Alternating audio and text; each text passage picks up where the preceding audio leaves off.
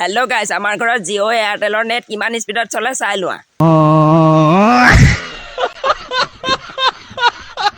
Hello' গাইছ, মোৰ এই ফানি ব্লগলৈ আপোনালোক সকলোকে স্বাগতম জনাইছোঁ।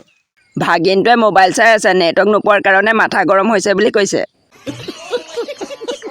ট্ৰেক্টৰে হাল বাই আছিলে, হাল বোৱা গম পাই বগলীও আহিলে।